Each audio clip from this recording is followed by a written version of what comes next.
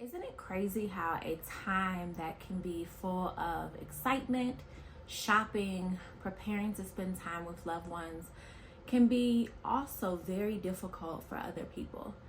My name is Dr. Dylesia. I am a licensed therapist and a mother-daughter trauma recovery expert. And today I'm here to talk about the mixed emotions around the holidays and to help you prepare for family gatherings if they're going to be difficult, something that you're trying to survive through and just make it from the beginning to the end of. So when you're going to a family gathering and your mom is going to be there, there's going to be chatter about your mom. People are going to be coercing you and trying to get you to talk to your mom and abandon some of the principles that you've established throughout the rest of the year. 3 things that you are tasked with doing is to delay yourself, distract yourself, and defend yourself.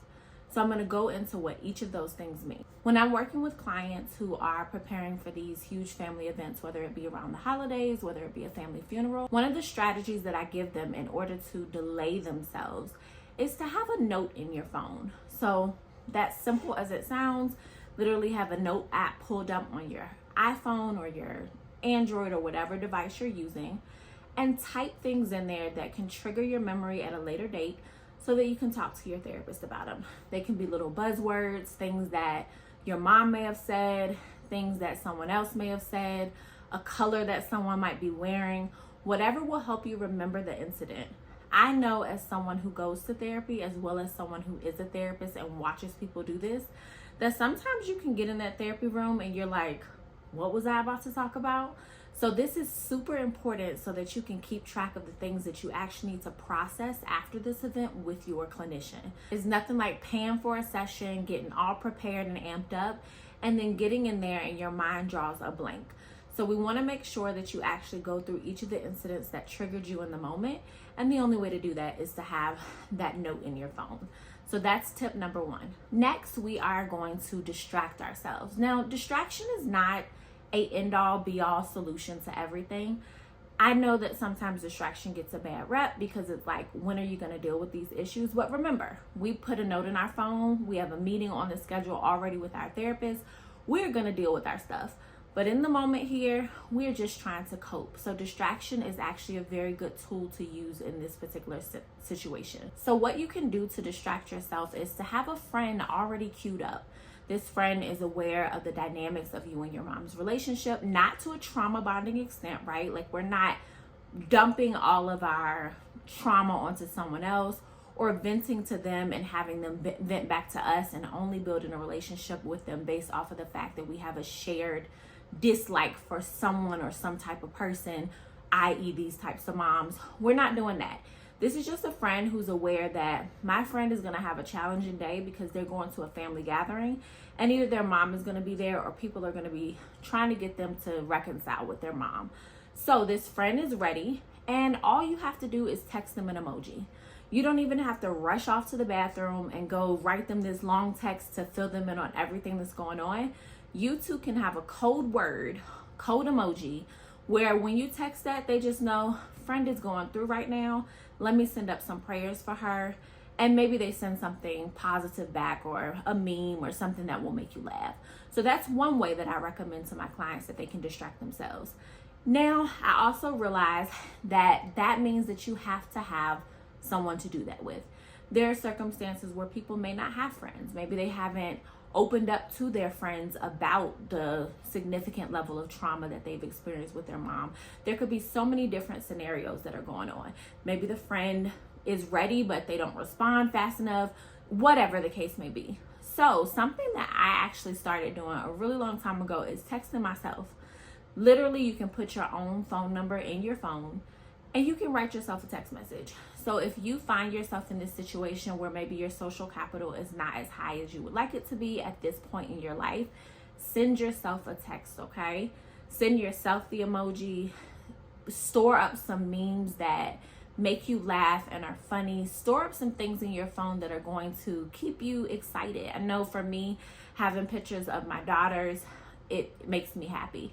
Obviously, if you have children, they might be with you. Find some things to do in the moment that are going to keep your mind off of all the drama that is going on around you.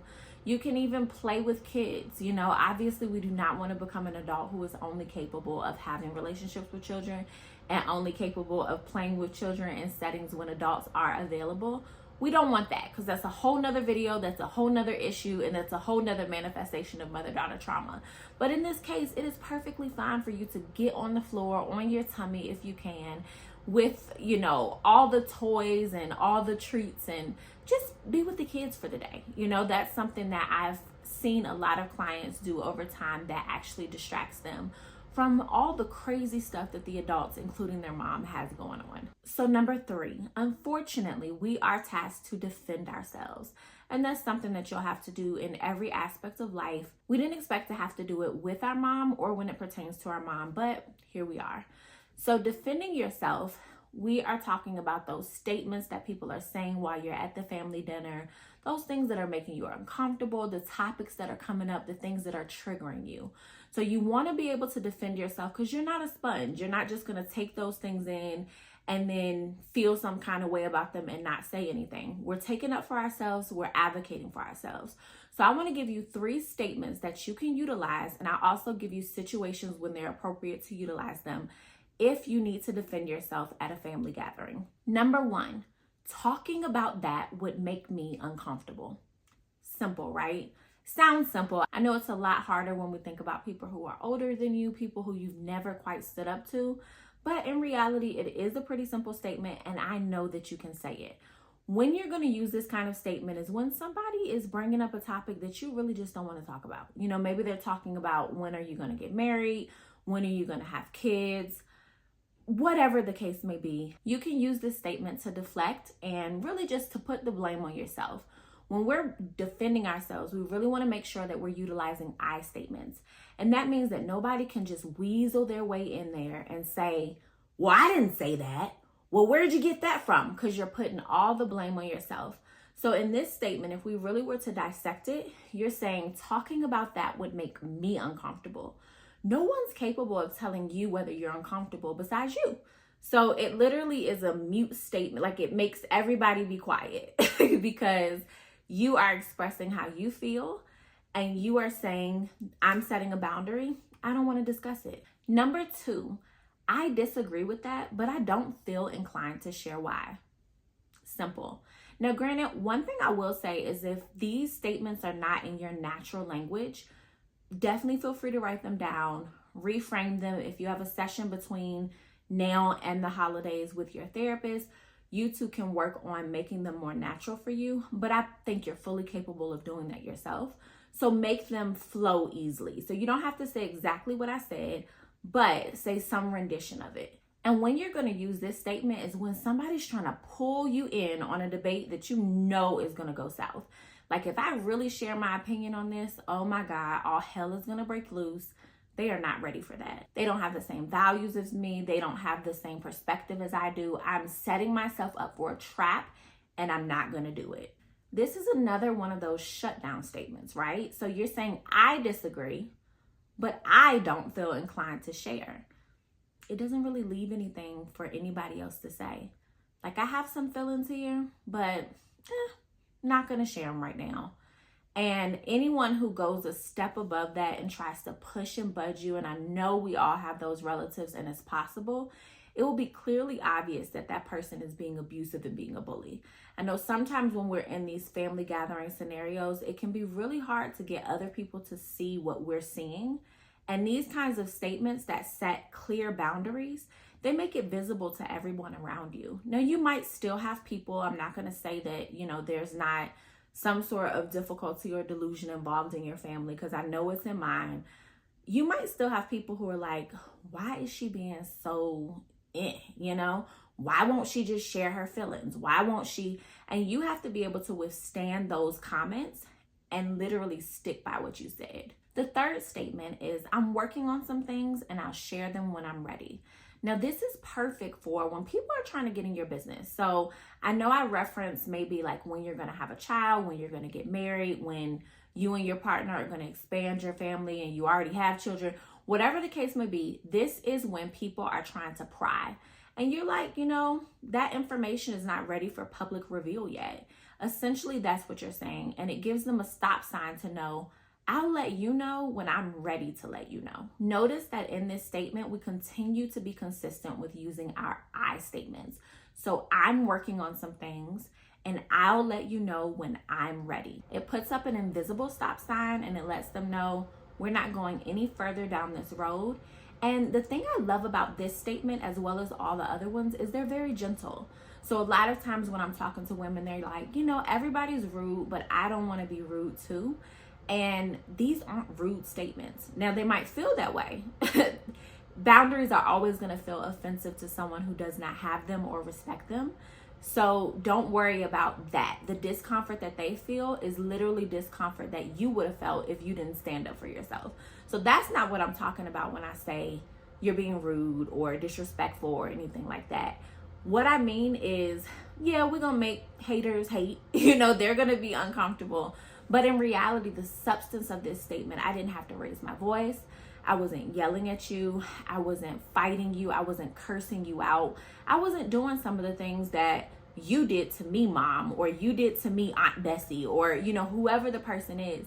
You are not meeting them with the same sort of anger that they have met you with in the past. You're just calmly stating these things in your normal voice. And I cannot put enough emphasis on the fact that I want it to be in your normal voice and in your normal language. So if you need to go rework these statements, do that. If you need to practice them in the mirror, do that. Because we don't want you sounding like a robot. You know, we don't want you in the family dinner and every time you have to say a statement to defend yourself, it's, oh my God, No, we need it to flow naturally. So make sure that you practice these and make the word your own.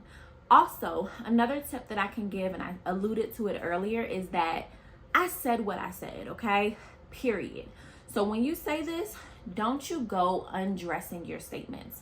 If we're going to tell them I'm not ready to talk about this thing, then we're not ready to talk about it.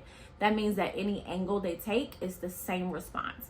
That means that if they wait a few minutes and try to bring the conversation back up, it's the same response.